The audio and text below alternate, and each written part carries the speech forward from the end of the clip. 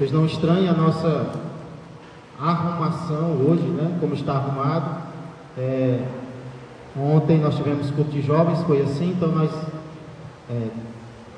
permanecemos, e aí quando terminar a gente muda para logo mais à noite. Amém? Vamos orar mais uma vez, pedindo que Deus nos ilumine durante esse momento de meditação que teremos. Senhor Deus e amado Pai, agradecemos por este primeiro culto da semana, no qual nós estamos pela graça do Senhor. Aqui viemos, Pai, aqui fomos trazidos pelo Teu Espírito Santo, porque somos necessitados, Pai, de congregarmos, somos necessitados de Te adorar e também somos necessitados, Senhor, de Te ouvir por meio da Tua palavra. E é o que nós pedimos que o Senhor faça agora, que o Senhor fale conosco por meio da Tua palavra e do Teu Espírito Santo. Abençoa cada um de nós, o Senhor sabe o estado de cada um, o estado físico, psicológico, emocional, espiritual, familiar, profissional. E nós pedimos, Pai, que o Senhor intervenha em cada área das nossas vidas, que nós sejamos tocados e transformados pelo Senhor, não apenas exteriormente, mas também no mais profundo do nosso ser, porque sabemos que o Senhor tem este poder, Pai. Somente o Senhor nos conhece completamente, por isso age em nosso ser a cada dia. Queremos ser transformados de glória em glória, à semelhança do nosso Senhor e Salvador Jesus Cristo, no nome de quem nós oramos e já agradecemos. Amém e amém. Glória a Deus. Irmãos, hoje vamos falar sobre conversão, o início da vida cristã. Você lembra como foi a sua? Quanto tempo faz que você se converteu? Que você foi convertido pelo Evangelho? Você lembra como foi, onde foi, através de quem foi? Normalmente as conversões, elas são impressionantes, né? Qual foi a conversão mais impressionante que você já viu? Que você já presenciou? Qual foi a conversão mais admirável? A história, bem como a Bíblia, as Escrituras, narram conversões impressionantes. Na história nós temos, por exemplo, a conversão de um homem chamado Agostinho de Hipona. Agostinho era um jovem que havia dedicado a sua vida à imoralidade. Apesar da sua mãe orar por ele constantemente, diariamente, por muitos anos, Agostinho continuava sem entregar a sua vida a Deus, continuava praticando a imoralidade. Até que um dia ele não aguentava mais. Ele estava em um local aberto e ele ouviu algumas crianças brincando. E ele estava cabisbaixo, quando de repente ele ouve a frase: toma e lê. E ele levantou a cabeça e procurou quem estava falando com ele. Ele não viu ninguém, mas perto dele ele viu um livro, que era a Bíblia Sagrada. E quando ele abriu em Romanos, capítulo 13, que diz que já é hora de vos despertardes do sono, já é hora de abandonardes as coisas das trevas, a dissolução, a bebedice, a imoralidade. E ele disse que quando ele leu aquilo, os olhos dele se abriram e Deus entrou em sua vida. Então essa é uma das conversões da história que nós vemos que é uma conversão admirável. Se você fosse contar como foi a tua conversão, o que Deus fez para te levar a se converter, nós também ficaríamos admirados, porque existem conversões impressionantes. Porém, eu acredito que nenhuma foi tão impressionante ou será como a conversão que nós estudaremos hoje. A conversão do personagem que nós estamos estudando, Paulo, é narrada em algumas passagens do livro de Atos. Nós vamos ver apenas 3 delas. Primeira e principal é Atos capítulo 9, versos de 1 em diante. Por favor, abra lá. Atos capítulo 9, versos de 1 em diante.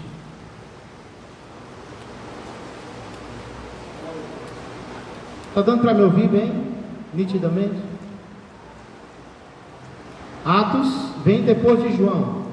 Mateus, Marcos, Lucas, João, Atos, capítulo 9.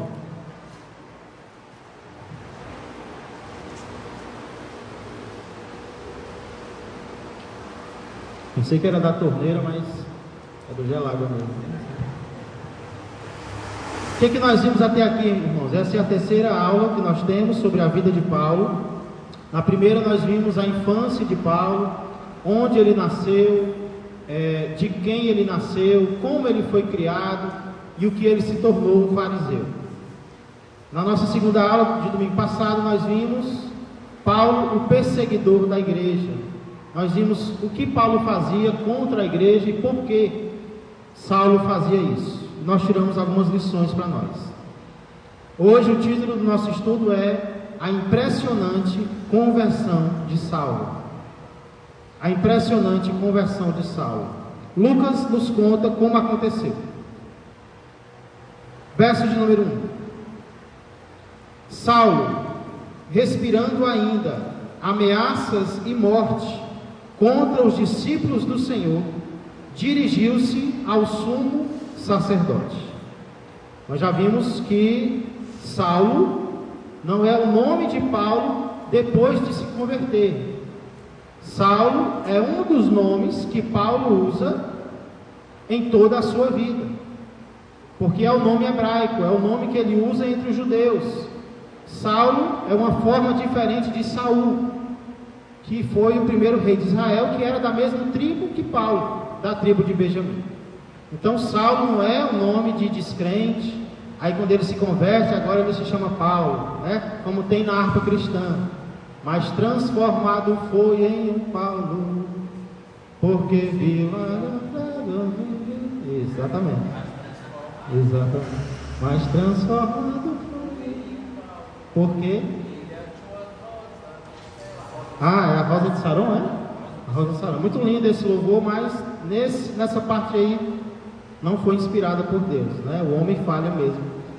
Saulo não foi transformado em um Paulo por causa do nome. Ele sempre teve esses dois nomes. Mas o que eu quero chamar a atenção aqui, irmãos, é que Saulo respirava ameaças e morte contra os discípulos do Senhor. É muito forte essa forma de Lucas falar. Saulo respirava, era o ar que ele respirava. O que Saulo respirava? Ameaça e morte. Aqui nós vemos que o ar que às vezes nós respiramos não é um ar puro. O motivo pelo qual algumas pessoas vivem, o objetivo pelo qual algumas pessoas vivem, não é o objetivo certo. São pessoas que vivem respirando raiva, respirando ódio, respirando morte. E se nós não tivermos cuidado, nós vamos viver respirando também coisas que não agradam a Deus, sentimentos ruins, né? Sentimentos errados. E essa não é a vontade de Deus para a nossa vida. É que o amor seja o nosso ar, né? É que Deus seja o nosso ar, é que a palavra de Deus seja a nossa respiração. Então, se você está respirando ar impuro, pede a Deus para purificar o teu coração, purificar o teu ar, porque Saulo, infelizmente, ele estava sendo dominado por esse desejo de destruir os cristãos. Outras pessoas respiram medo, né? Vivem com medo de tudo, com medo de todos, e essa também não é a vontade de Deus. Verso de número 2, alguém lê para mim? Atos 9 e 2.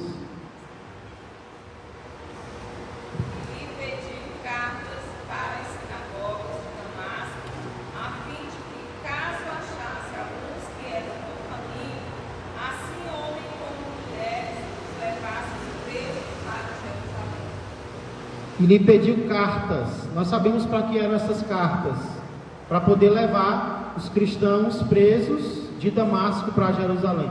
Você sabe como é carta no grego? epístolas. Saulo pedia epístolas para fazer mal aos cristãos. Quando ele se converte, ele vai usar o mesmo instrumento, epístolas, para fazer bem aos cristãos.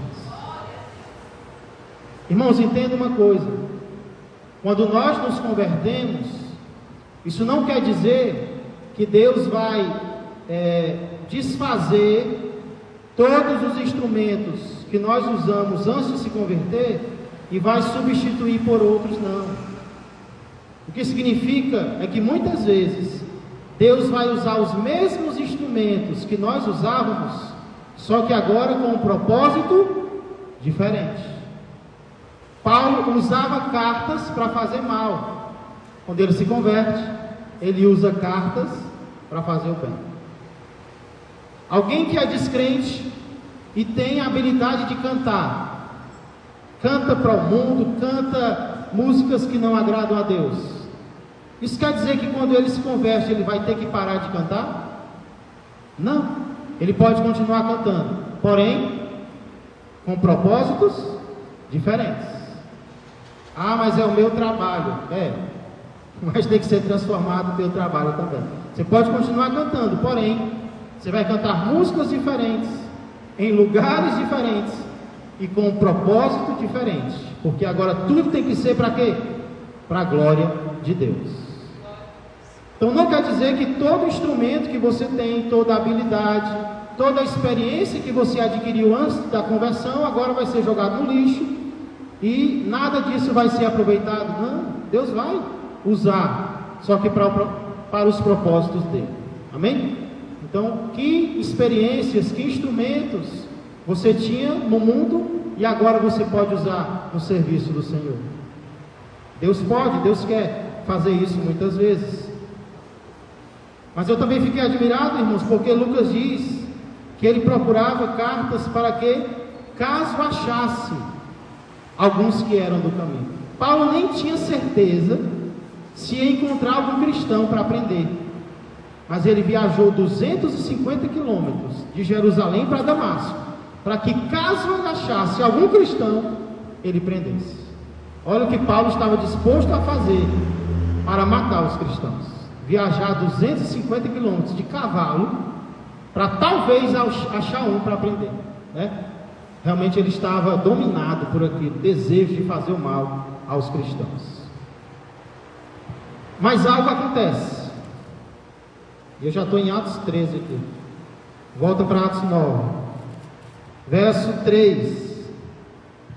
Seguindo ele estrada fora, ao aproximar-se de Damasco, já estava perto, subitamente uma luz do céu brilhou ao seu redor. Os iluministas, houve uma época na história que foi a época do iluminismo. O que os iluministas diziam? Que a luz se encontrava dentro do homem. A luz que o mundo precisava não estava na religião. A luz que o homem precisa está na razão.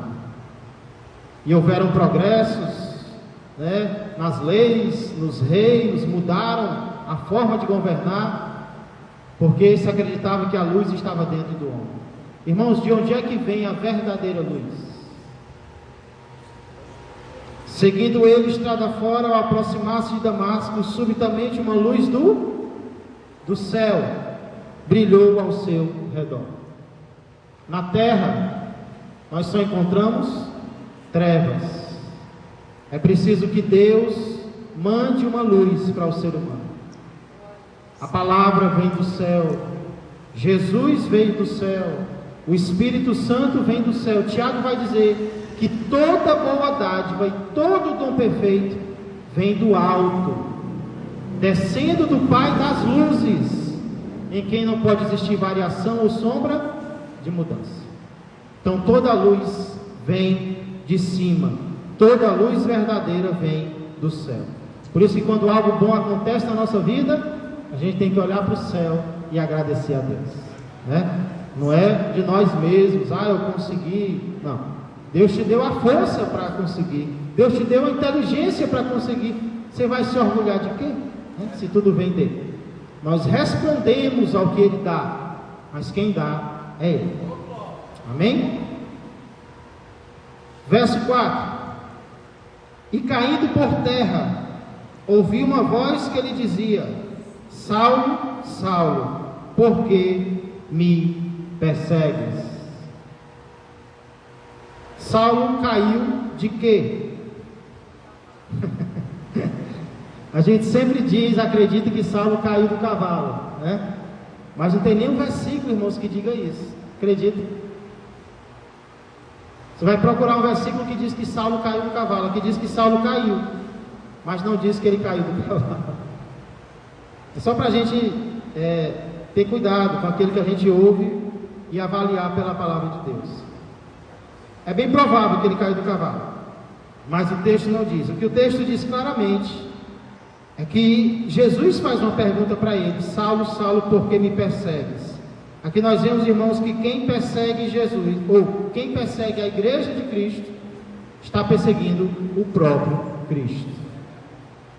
Jesus não pergunta: Saulo, Saulo, por que você persegue o meu povo? Saulo, Saulo, por que você persegue a minha igreja? Por que você persegue os meus discípulos? Jesus se identifica com o seu povo. É um corpo só. Por isso Jesus diz: Saulo, Saulo, por que você me persegue? Eu sou o cabeça da igreja. Quem persegue a igreja me persegue também. E é Jesus que entra para defender-nos.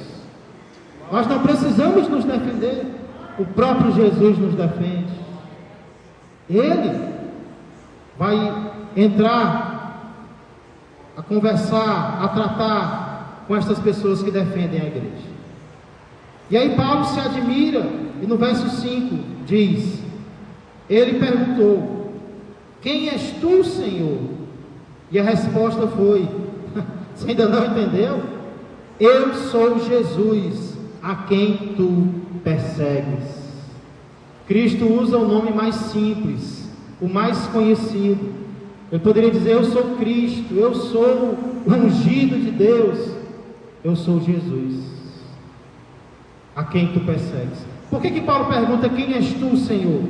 Porque não passava pela mente de Paulo que Jesus fosse o Senhor. Olha, eu estou perseguindo Jesus, mas quem é esse Senhor que está falando comigo? E Jesus responde: sou eu. Você está perseguindo a mim, Paulo. Eu sou o teu Senhor, a quem tu persegues. Verso 6: mas levanta-te e entra na cidade, onde te dirão o que te convém fazer. Irmãos, em relação à salvação, existem basicamente duas ideias diferentes. Elas são conhecidas como calvinismo e arminianismo. O calvinismo, que é uma ideia sobre a salvação, acredita que o homem não tem livre-arbítrio. O homem não escolhe Deus ou rejeita Deus. É Deus que escolhe pelo homem. O homem não tem livre-arbítrio. E um dos exemplos que eles dão é Paulo. Eles dizem: cadê o livre-arbítrio de Paulo? Deus obrigou Paulo a recebê-lo, a aceitá-lo. Mas, irmãos, quando eu olho para esse versículo, eu vejo a liberdade que Deus dá para Paulo. Por quê? Porque Jesus diz: mas levanta-te e entra na cidade, onde te dirão o quê? O que te convém fazer. Essa expressão, o que te convém fazer, é o verbo dei. Esse verbo, às vezes, ele significa algo que tem que acontecer. Por exemplo, quando Jesus diz: as coisas que devem acontecer com o Filho do Homem em Jerusalém: morrer, sofrer, ser crucificado, morrer e ressuscitar. Isso ia ou não ia acontecer, independente do homem querer? Ia ou não ia? Jesus ia sofrer de qualquer forma, ia morrer, o homem querendo ou não, ia. Porém, essa mesma palavra é usada para coisas que o homem pode ou não pode fazer. Por exemplo, vem comigo para Mateus capítulo 18. Mateus capítulo 18, verso 33. O exemplo do uso dessa palavra que mostra que o homem, ele tem liberdade de aceitar ou rejeitar o que Deus oferece para ele. Mateus 18, 33. Aqui é a parábola do credor incompassível, aquele que recebe o perdão do seu rei, mas não quer perdoar o seu conservo, né? Se nós não tivermos cuidado, nós vamos ser cristãos assim, cristãos que recebem o perdão enorme de Deus, mas quando é na hora de perdoar aquela ofensa menor do irmão, diz: eu perdoar? Perdoo nada. Essa parábola foi contada para isso. Aí quando chega no verso 33, olha o que o rei diz para o seu servo. Começar do 32 para a gente entender. Então o seu senhor, chamando-lhe, disse: servo malvado, perdoei-te aquela dívida toda porque me suplicaste. Não devias tu igualmente compadecer-te do teu conservo, como também eu me compadeci de ti? Quero chamar a atenção para a expressão do início: não devias tu. Ou seja, não era conveniente, não era o teu dever, não era a tua obrigação também perdoar o teu conservo como eu te perdoei? O conservo perdoa? O servo perdoa o seu conservo? Não. Deus queria que ele perdoasse? Sim, mas ele decide não perdoar. Aqui está a liberdade de Paulo. Jesus disse para Paulo: entra na cidade, onde vão te dizer o que você deve fazer, o que te convém fazer. Mas Jesus não está dizendo que Paulo não tinha liberdade de aceitar ou de rejeitar o que ele deveria fazer. Jesus diz que Paulo vai ser informado acerca do caminho certo a seguir, mas seguir ou não esse caminho vai ser uma decisão de Paulo.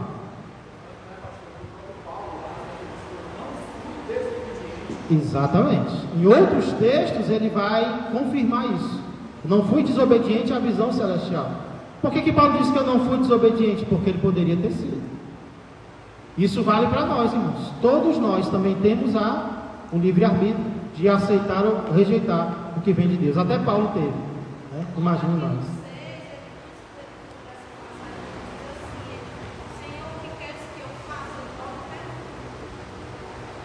Aqui? No 6? Atos?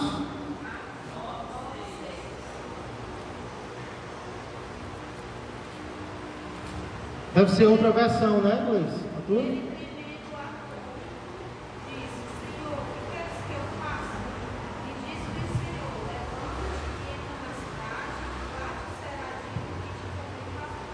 Certo. Essa é a corrigida, é?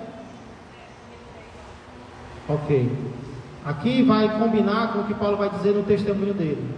Porque em algumas versões, algumas palavras entre colchetes, elas estão em algumas versões e outras não. Mas elas se confirmam em outros textos, né? Então, interessante isso aí. Só confirma a liberdade de Paulo, né? O que ele... Pronto, ele entendeu que Jesus era o rei, então quem estava errado era eu, Senhor. Então, agora o que o Senhor quer que eu faça? Muito bem. Ótimo acréscimo. Vamos lá para o... Entenderam, irmãos? Então, para quem diz que Paulo não tinha livre-arbítrio, vamos dizer também que Jonas não tinha livre-arbítrio.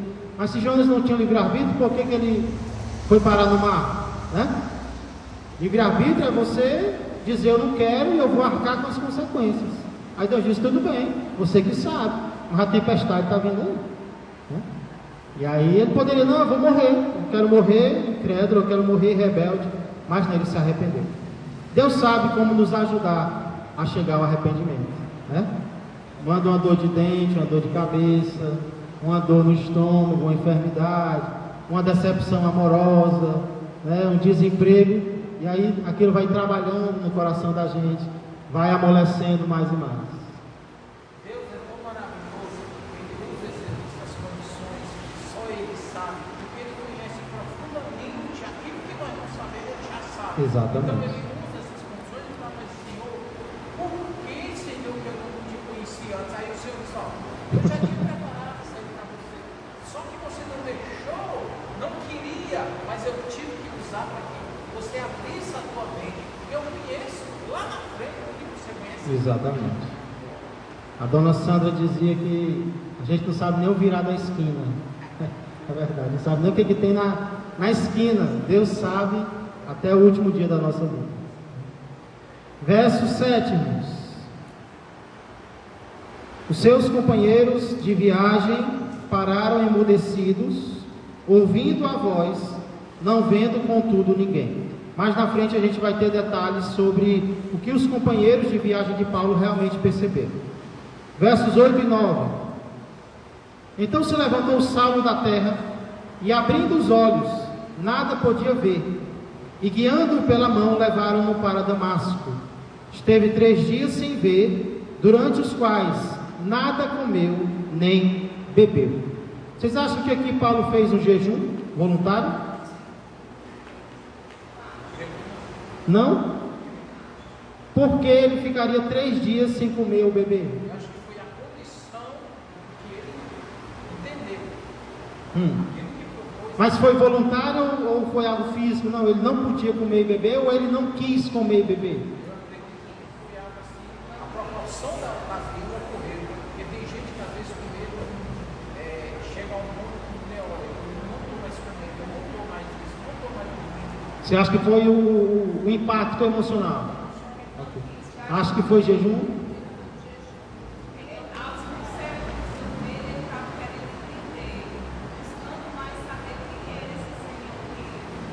Tem essas duas possibilidades, né? Paulo, sendo um judeu, ele conhecia o jejum. Ele sabia que o jejum era uma prática piedosa. Então pode ter sido susto, eu pensei nessa possibilidade também, o impacto emocional que aquilo teve, ele estava querendo entender, mas também pode ser que Paulo, sendo judeu, e talvez já entendendo, né, quem era Jesus, Paulo agora queria um pouco mais de revelação de Deus. E o jejum muitas vezes na Bíblia ele é usado para isso, né?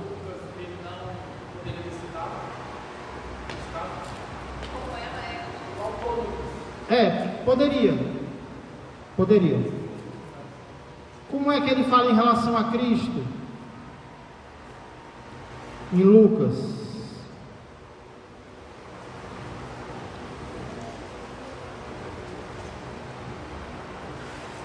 Lucas 4, 1 e 2. Ele também não diz, mas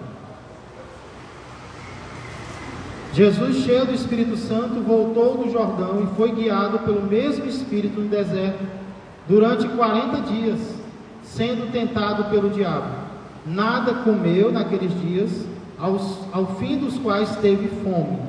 Então talvez ele até queria mostrar que era semelhante, né? Paulo estava seguindo o caminho de Cristo em relação ao jejum. Mas essa não é uma questão central, foi mais para os irmãos darem sua opinião mesmo, certo?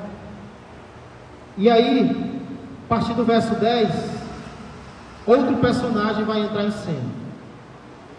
Verso 10 diz: ora, havia em Damasco um discípulo chamado Ananias. Não é o Ananias do capítulo 5, que já tinha morrido, certo? Esse é outro Ananias. Não vai confundir, aqui não é novela da Globo não, né? Que a pessoa reaparece. Ananias, ao que respondeu: eis-me aqui, Senhor. Irmãos, eu fui pesquisar o significado de Ananias. Jeová é gracioso. Será que foi coincidência que Deus chamou justamente Ananias para mostrar o quão gracioso ele é, né? Glória a Deus. Verso 11. Ele diz: Senhor, eis-me aqui. Nem sabe para que eu estou te chamando. Então o Senhor lhe ordenou: dispõe-te e vai à rua que se chama Direita, e na casa de Judas, não aquele, procura por Saulo, apelidado de Tarso, pois ele está orando. Eu perguntei sobre ele não ter comido nem bebido, porque pode ser que ele estivesse jejuando, mas agora Lucas deixa claro o que ele estava fazendo, né? Ele está orando. Irmãos, dos evangelistas, Mateus, Marcos, Lucas e João, Lucas é aquele que mais enfatiza a oração. Quando você lê o livro de Atos, de vez em quando você vê que os discípulos estavam orando. Os discípulos perseveravam em oração. Quando eles oraram, algo aconteceu. Inclusive Lucas é o único que diz que durante o batismo de Jesus, ele estava orando. Enquanto ele orava, o Espírito desceu. Então Lucas enfatiza muito a questão da oração. E Jesus chega para Ananias e diz: Ananias, se levanta, se dispõe, vai à rua tal, na casa do irmão tal, e lá procura Saulo. Aí Ananias deve ter pensado: Saulo? Mas não deve ser aquele. Apelidado de Tarso é ele. E ele está orando. Agora olha o verso 12, irmãos. E viu entrar um homem chamado Ananias e impor-lhe as mãos para que recuperasse a vista. Jesus disse para Ananias o que Paulo está vendo que vai acontecer. Ananias, Paulo está vendo agora o momento em que você vai entrar na casa dele para impor as mãos sobre ele, e ele sabe até o teu nome, Ananias. Talvez. Ele já sabe. Eu estou sabendo tudo que está acontecendo, Ananias. Tem calma, né? Irmãos, algo que eu vejo nas Escrituras é que Deus sempre avisa o que vai acontecer. Nós é que não prestamos atenção, mas Deus sempre avisa. Sabe o que me deixou impressionado ontem assistindo o vídeo sobre o Titanic? Fatos que poucas pessoas conhecem sobre o Titanic. Vocês sabem que o Titanic foi aquele transatlântico que naufragou em 1912 nas águas geladas do Atlântico. E o que é interessante, irmãos, é que alguns anos antes, um escritor chamado Thomas Stead, alguma coisa assim, ele escreveu um livro sobre um transatlântico chamado Majestic, que afundava no mar Atlântico, porque batia em um iceberg. Alguns anos antes, esse homem escreveu esse livro, e em 1912 ele viajou no Titanic e morreu no Titanic. Ele escreveu um livro antes de acontecer, e parece que não acreditando, ele morreu. E parece que no livro que ele escrevia, as mortes eram por conta do pouco número de botes, que foi justamente o motivo pelo qual boa parte da tripulação do Titanic morreu, porque não tinha botes. Inclusive tinha botes nos quais tinha poucas pessoas, né? Infelizmente muitos morreram por causa disso. Deus avisa ou não avisa? Deus avisa em sonho, né? Deus avisa em circunstâncias. Deus avisa. Eu achei interessante, quando eu era adolescente, nós tínhamos um time. A igreja tinha 2 times, tinha o melhor e tinha o nosso, né? Que era o segundo. E aí, para a gente ver se a gente melhorava, a gente marcava muitos jogos. E o jogador principal, ele era muito verminoso mesmo. Era meu amigo, mas era verminoso demais. Ele queria jogar todo dia. Aí teve um dia que era inverno e ele marcou um jogo. E nós fomos na quadra. Irmãos, o tempo totalmente fechado. A quadra era aberta. E aí ele olhou para cima, e olhou para mim e disse: Tiago, tu acha que é para ter jogo hoje? Aí eu olhei assim para cima. Aí eu disse: amigo, olha aí. Tá aí a resposta, né? Irmãos, às vezes Deus está dando a resposta para a gente e a gente não enxerga o que Ele quer que a gente faça. Então Deus, Ele sempre vai nos dar uma maneira de nos direcionar. Nós temos que estar atentos para perceber a direção de Deus nas nossas vidas. Naquele dia não teve jogo por causa da chuva. Vamos lá para o verso. O que Ananias respondeu? Sim, Senhor, claro, eu vou. Estava só esperando. Verso 13 e 14. Ananias, porém, respondeu: Senhor, de muitos tenho ouvido a respeito desse homem, quantos males tem feito aos teus santos em Jerusalém. Verso 14. E para que trouxe autorização dos principais sacerdotes, para prender a todos os que invocam o teu nome. Só faltou Ananias dizer: Senhor, o senhor está doido, o senhor não tem noção não, acho que o senhor se enganou. Irmãos, às vezes Deus nos dá cada ordem que na hora não tem sentido nenhum. Deus nos orienta a fazer cada coisa que na hora parece loucura. Mas imagina Ananias 10 anos depois. Imagina Ananias 20 anos depois, sabendo que a obediência dele contribuiu para o ministério de Saulo, que agora estava evangelizando o mundo inteiro. E ele contribuiu para isso, porque ele foi lá e obedeceu à voz do Senhor. Agora imagina Ananias não tendo obedecido e olhando 20 anos atrás. Deus mandou outro, que poderia ter sido ele. Ele não acreditou no que Deus tinha dito, e ele falhou. Mas imagina ele olhando para trás, tendo obedecido: Senhor, muito obrigado. Na hora não parecia que era a coisa certa a fazer, mas eu fui em obediência, e eu não me arrependo, porque valeu a pena. Vale a pena obedecer ao Senhor. Versos 15 e 16, a resposta de Jesus.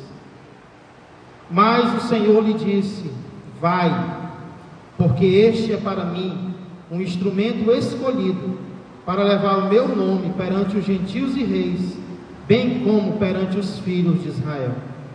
Percebe que primeiro Deus coloca os gentios e depois Ele coloca os filhos de Israel. Assim ia ser na vida de Paulo. O ministério dele ia ser principalmente aos gentios. Verso 16: pois eu lhe mostrarei quanto lhe importa sofrer pelo meu nome. Irmãos, aqui eu vejo dois propósitos do chamado de Paulo e do nosso. Para que Deus nos chama? Primeiro, Ele nos chama para dar testemunho dele. Ele é instrumento escolhido para mim, para levar o meu nome perante os gentios e reis. Segundo, Paulo foi chamado para sofrer. Eu lhe mostrarei o quão importante é sofrer pelo meu nome.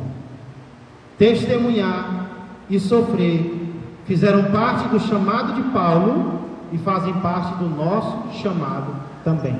Se nós não estamos testemunhando e se nós não estamos sofrendo por Cristo, nós não estamos exercendo o chamado de Cristo na nossa vida.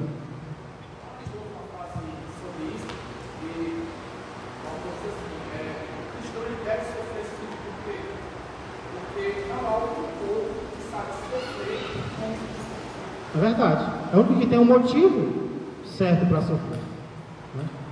Por isso que faz parte do chamado, sofrer. Eu vou mostrar para ele o quanto lhe importa sofrer. Ele fez muito sofrer, agora ele vai ver como é bom sofrer por minha causa. E aí, finalização desse texto, versos 17 a 19 dizem: então Ananias foi, entrando na casa, impôs sobre ele as mãos, dizendo: Saulo, irmão, o Senhor me enviou a saber, o próprio Jesus que te apareceu no caminho por onde vinhas, para que recuperes a vista e fiques cheio do Espírito Santo. Imediatamente lhe caíram dos olhos como que umas escamas, e tornou a ver. A seguir levantou-se e foi batizado. E depois de ter se alimentado, sentiu-se fortalecido. Então permaneceu em Damasco alguns dias com os discípulos. Irmãos, do que é que Ananias chama Paulo aqui? Percebeu? Imediatamente, então Ananias foi, entrando na casa, impôs sobre ele as mãos, dizendo: Saulo, irmão. Não sei se foi para acalmar Saulo, né? Ei, meu chapa, Vamos junto, hein? Ou ele entendeu e acreditou no que Jesus disse para ele sobre Saulo. E então ele aceitou aquilo de Saulo: irmão, o Senhor me enviou, o próprio Jesus que te apareceu no caminho por onde vinhas, para que recuperes a vista e fiques cheio do Espírito Santo. Imediatamente lhe caíram dos olhos como que umas escamas e tornou a ver. Aí eu pergunto para vocês: a seguir levantou-se e foi batizado. Que batismo é esse? Seria o batismo no Espírito Santo, do qual Atos fala tanto? Ou seria o batismo nas águas? Nas águas. Por quê?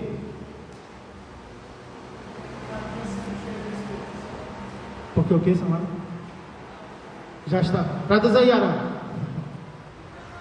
Já estava cheio do Espírito.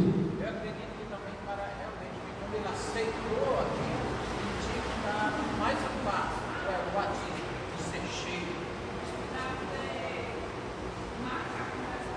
Confirmar, marcar, né?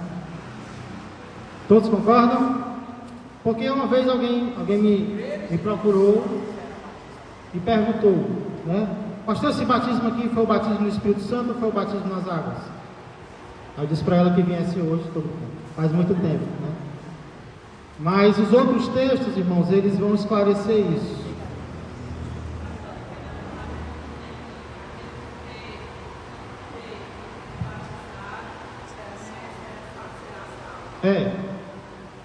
Só que na Bíblia o batismo tem o batismo com ou no Espírito Santo e tem o batismo nas águas. Entendeu? Por isso que eu perguntei. Mas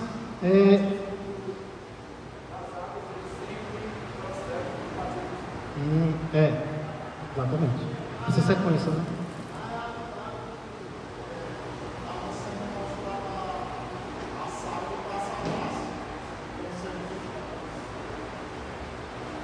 Amém.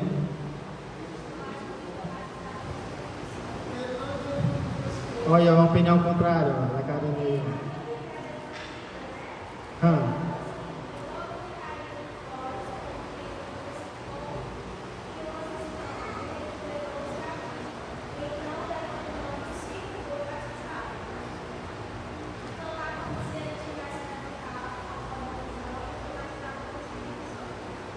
Ok.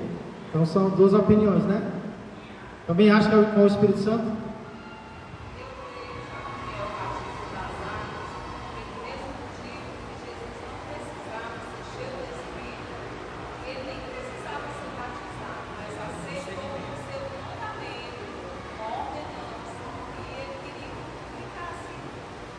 É como se Lucas estivesse querendo mostrar que Paulo estava seguindo os passos de Jesus, né? Vamos rapidamente, irmãos, ver o que o próprio Paulo diz no capítulo 22. Atos 22.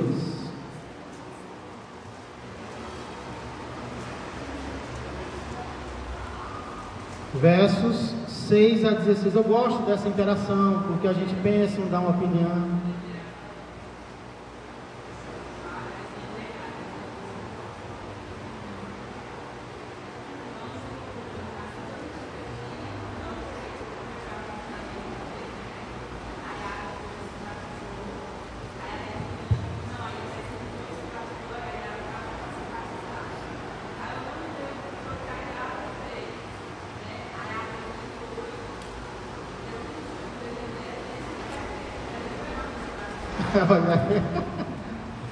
Ser crente, pecar pode, ser batizado não, né?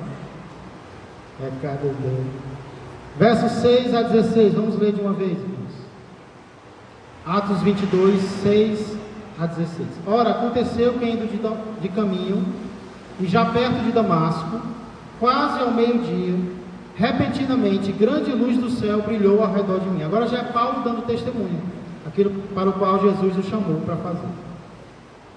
Quase ao meio-dia, repentinamente, grande luz do céu brilhou ao redor de mim. Então caí por terra, ouvindo uma voz que me dizia: Saulo, Saulo, por que me persegues? Perguntei: quem és tu, Senhor? Ao que me respondeu: eu sou Jesus, o Nazareno, a quem tu persegues. Os que estavam comigo viram a luz, sem contudo perceberam o sentido da voz de quem falava comigo. Então perguntei: que farei, Senhor? E o Senhor me disse: levanta-te, entra em Damasco, pois ali te dirão acerca de tudo que te é ordenado fazer. Tendo ficado cego por causa do fulgor daquela luz, guiado pela mão dos que estavam comigo, cheguei a Damasco. Um homem chamado Ananias, piedoso conforme a lei, tendo bom testemunho de todos os judeus que ali moravam, veio procurar-me e, pondo-se junto a mim, disse: Saulo, irmão, recebe novamente a vista. Nessa mesma hora recobrei a vista e olhei para ele. Então ele disse: o Deus de nossos pais de antemão te escolheu para conheceres a sua vontade, veres o justo e ouvires uma voz da sua própria boca, porque terás de ser sua testemunha diante de todos os homens das coisas que tem visto e ouvido. E agora, por que te demoras? Levanta-te, recebe o batismo e lava os teus pecados, invocando o nome dele. Irmãos, aqui nós temos alguns acréscimos. Paulo detalha um pouco mais o que aconteceu. O que Paulo acrescenta aqui, que eu notei? Primeiro, ele acrescenta o horário em que Jesus apareceu para ele, né? Lá em Atos 9 não diz, só diz que foi uma luz forte. Aqui diz que foi quase ao meio-dia. Impressionante, irmãos. Quase ao meio-dia. Quem consegue olhar para o sol? Pois ele vai dizer que uma luz mais forte do que o sol brilhou para ele. Já pensou? A força da luz de Jesus, que cegou a ponto de cegar. Jesus, a luz de Jesus, torna a luz do sol fraca, de tão poderoso que ele é. Não precisa, exatamente, por isso que Gênesis não tinha. A gente estava conversando, né, lá em casa sobre qual a maior obra de Deus, e a minha resposta foi: para mim é o sol. O sol é admirável, mas o sol é uma estrela que está pegando fogo e não se consome, e os cientistas dizem que ela vai fazer isso ainda por milhões e milhões de anos. Como se explica uma luz e uma temperatura que chega até nós? Se a gente ficar muito tempo, a gente queima a pele, e ele está tão distante, e ele é só uma criatura de Deus. Se nos cega o sol ardente, quando visto em seu fulgor, quem contemplará aquele que do sol é criador? Hino, eu não sei o número. Outra coisa que Paulo acrescenta aqui é a pergunta que ele fez. A irmã Gleice já tinha chamado a atenção, né? Que farei, Senhor? Lá na minha versão não tem, mas aqui já aparece. Ele pergunta: Senhor, o que eu faço? Exatamente. Aí depois foram as físicas, né? Primeiro a espiritual, depois as físicas. Interessante, irmãos, que Jesus teve que parar Paulo, porque talvez Paulo ali de Damasco ele já ia evangelizar as pessoas, né? Jesus teve que parar ele, deixar ele cego para ele pensar bem, para ele entender as coisas. Senão eu acho que ele se levantava: tu não viu não essa luz? Essa luz é Jesus e tal, né? Porque ele era um missionário nato. Glória a Deus.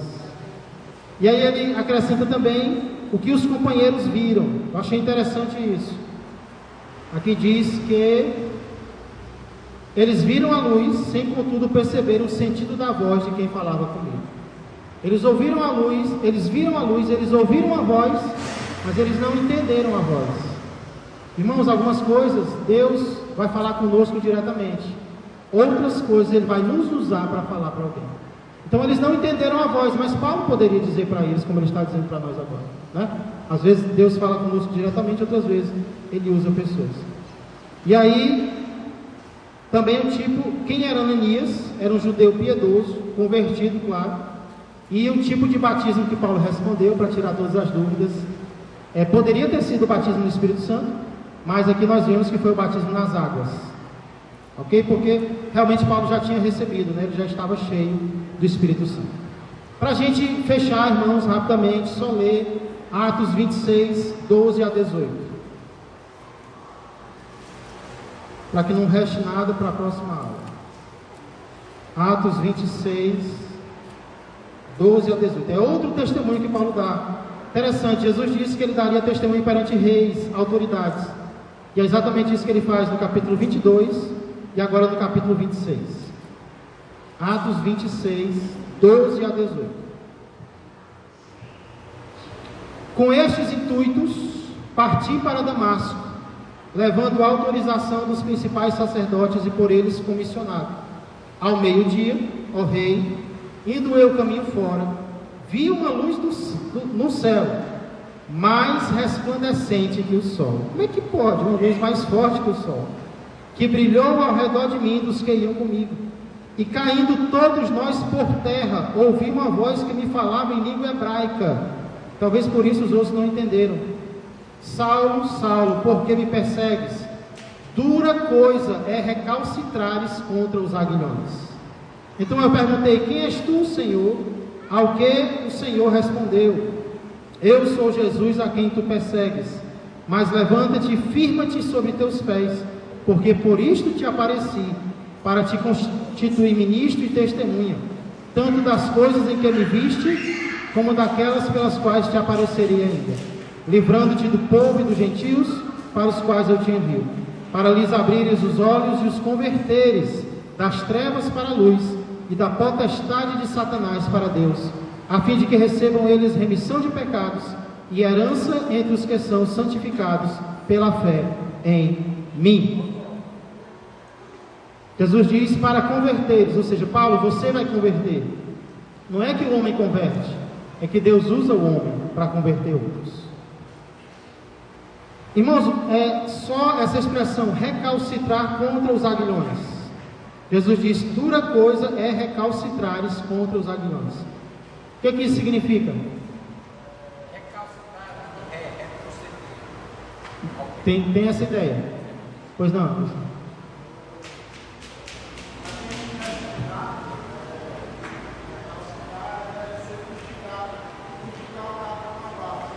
Exatamente.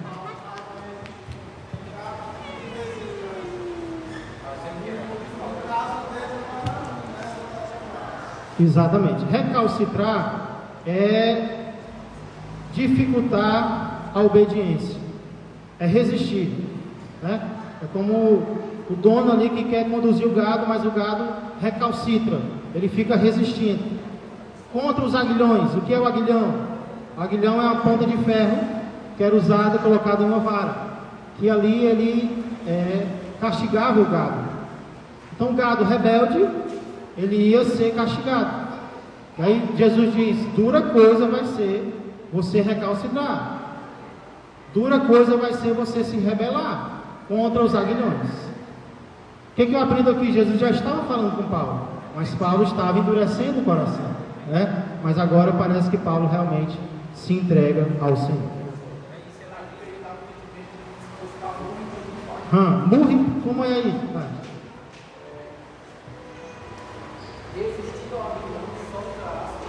Só lhe trará dor. Aqui no Ceará, como o Leste falou, é dar murro em ponto de faca, né? Aquela pessoa que é rebelde a ponto de ficar esmurrando a faca. Assim seria Paulo resistindo a Deus, e assim somos nós também. Que assim não aconteça. Amém? 3 lições, irmãos. Primeiro, a conversão começa em Deus. Se não for assim, ninguém se converte. É Deus quem vem ao nosso encontro.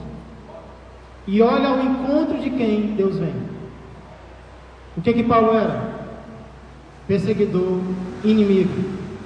Jesus vem ao encontro do seu inimigo. Irmãos, isso aqui deve derreter o nosso orgulho de ir ao encontro de alguém que está fazendo mal a nós. Às vezes nós dizemos: não, ele que venha, né? Ela que venha se humilhar, pedir perdão. Foi o que Jesus fez. Ele veio ao encontro de Paulo. Toda conversão começa em Deus. Segunda lição: a conversão é aceita livremente. Deus vem ao meu encontro, Deus oferece, Deus fala, mas eu tenho que aceitar, eu tenho que abrir o coração. Não adianta você pegar um parente seu, um amigo seu e querer que ele se converta à força, porque não adianta. Ele vai se converter na sua frente, entre aspas, ele vai tomar uma decisão, mas depois, primeira oportunidade, se você bater a porta, aí ele sai também. Então tem que orar para que ele aceite livremente, para que ela aceite livremente, porque só assim vai ser permanente, né? Como Paulo aceitou, Deus deixou para ele, Paulo sofreu, depois ele entendeu. Foi assim com a gente também, não foi? Vamos esperar que seja assim com aqueles a quem nós amamos. Para concluir, a conversão é para servir. A conversão é para serviço. Nós apenas não somos salvos de algo. Nós somos salvos do pecado, mas nós também somos salvos para algo. Nós somos salvos para um propósito, para servir a Cristo. Somos salvos para sofrer por Cristo. Então tem um objetivo, tem um alvo, e nós temos que aceitar esse alvo na nossa vida. Deus não quer apenas nos livrar do inferno, Deus quer nos usar para que outros também sejam livres. Amém? Então esse foi um resumo da impressionante conversão de Saulo. Vamos ficar de pé, vamos orar ao Senhor, agradecer pela obra dele nas nossas vidas, pelo que está registrado acerca de Saulo e que serve de lição para nós.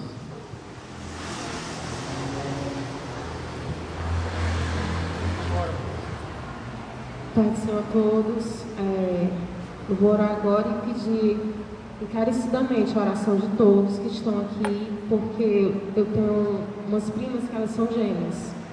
Acho que elas têm uns 22, 23 anos. A família começou a se converter. Aí, como foi falado aqui, né, veio junto às lutas. E uma das minhas primas gêmeas, ela adoeceu, de uma hora para outra, está no hospital com estado grave, 2 bactérias, uma no rins e uma no fígado. E não se sabe o que fazer. Não, o médico não sabe o que fazer. Está lá, ela está internada, está aos cuidados, mas ainda estão para revelar o que tem que ser feito, né? E eu creio em nome de Jesus, como a luz de Jesus brilha mais do que o sol, o Senhor trará recursos e Deus mostrará uma forma para que ela fique bem, em nome de Jesus, porque Ele é fiel. Oremos. Amém. Muito obrigada, Senhor. Muito obrigada, Senhor, porque eu estou aqui, Pai. Muito obrigada por todos que estão aqui, meu Pai, e foram alcançados por esta luz, Senhor, que brilha mais do que o sol. Pai, muito obrigada, Senhor, por saber, meu Pai, que o caminho que temos, meu Pai, é, Pai, o caminho que leva até a Ti, Pai. E diante de Ti, Pai, temos tudo o que precisamos. Pai, pois eu te peço agora, Senhor. Pai, não está ao meu alcance, Pai, nada, Senhor. Mas eu sei que tudo está ao Teu alcance, Pai. Aí eu venho te interceder, Senhor, pela vida dela, Pai. Senhor, que não falte recursos, Senhor. Que o Senhor mostre ao homem, meu Pai, o que tem que ser feito, Senhor, para ela ficar bem, Senhor. Em nome de Cristo Jesus, Pai, Tu sabe as lutas que aquela família está passando, meu Pai. E graças a Deus, Pai, que decidiram lutar contigo, Pai. Antes mesmo que isso viesse a acontecer, Pai, eu te peço, Senhor, que o Senhor venha trazer, Senhor, a cura, Pai. Mas todavia, Senhor, seja feita a Tua vontade, Pai, que ainda será melhor do que a minha. Descansa os corações, Pai, e enche de fé aqueles que estão entristecidos, Pai, e de perseverança, Senhor, de que o Senhor está no controle de todas as coisas. Guarda o nosso dia, Senhor, nos protege de todas as lanças, Senhor, do inimigo, Senhor, de toda mentira, meu Pai, de toda enganação que o inimigo quer lançar em nossa vida, Pai. Nos firma cada vez mais, Senhor, no alicerce forte, Senhor, que é a Tua palavra, Senhor, que é a espada, meu Pai, e na fé, Senhor, que é o escudo. Muito obrigada por todas as coisas, muito obrigada, Senhor, pela Tua palavra, Senhor, que realmente é uma espada, meu Pai, entra no nosso coração e perfura no nosso ser. Que venhamos, meu Pai, praticar, meu Pai, cada palavra que aqui foi dita, Senhor. Guarda, protege meus irmãos, meu Pai, que aqui estão e os que estão assistindo. Enche eles de Ti, Senhor. Leva-os em paz, Senhor, que seja um domingo, Senhor, cheio da Tua santa presença. Amém. Em nome de Cristo Jesus, abençoa o culto de logo mais, meu Pai. Abençoa os cantores, os instrumentistas, meu Pai, os instrumentos, Senhor. Cada momento, cada segundo, Senhor, que vai ser entregue a Ti. É assim que eu te oro e te agradeço. Muito obrigada. Amém. Próximo domingo nós estudaremos sobre o início do ministério de Paulo. Foi o que ele fez logo no início, tá bom? Depois daqui quero ter uma rápida reunião com os diáconos e com os líderes aqui. E os outros irmãos estão despedidos. desejando que a graça do Senhor Jesus, que o amor do Pai e que a comunhão do Espírito Santo permaneçam e cresçam mais e mais na vida e na família de todos vós. Que Deus abençoe a todos. Um ótimo domingo.